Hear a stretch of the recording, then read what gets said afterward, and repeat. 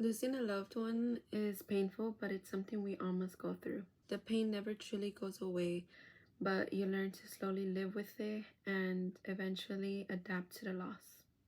I once read a beautiful quote that Queen Elizabeth II said, "Grief is the price we pay for love."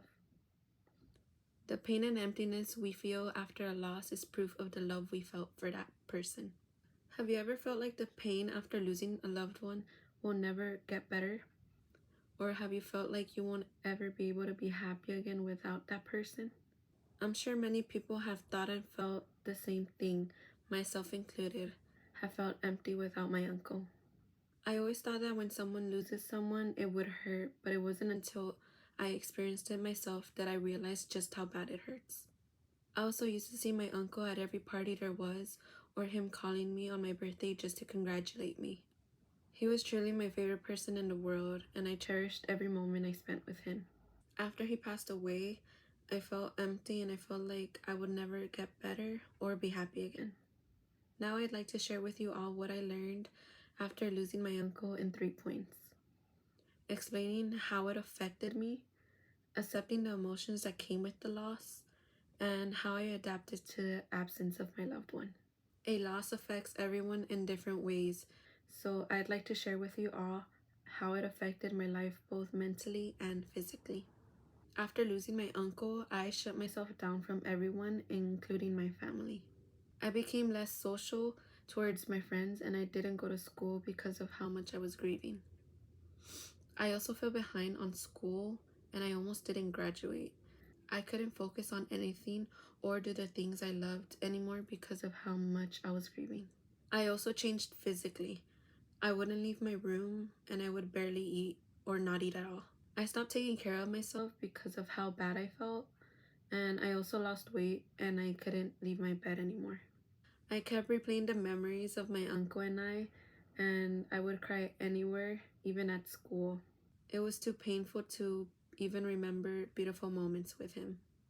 Secondly, I realized that I had to accept the emotions I felt and the process I was going through to feel better. I accepted that losing someone was a part of life and nothing I do can bring my uncle back.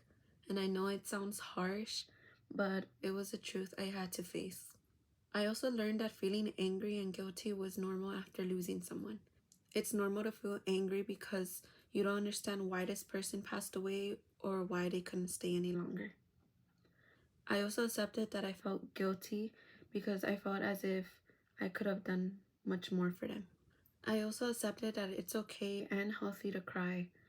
It's a way of grieving when words can't express what you feel. I cried almost every day, and slowly with time, I noticed that I would cry less and less. Once I accepted what I was going through, I learned to adapt to my loss. So let me explain how I was able to do that. Every time I missed my uncle or cried, I would tell my mom what I felt and why I would think of my uncle in that moment. And she would remind me that he was with me spiritually.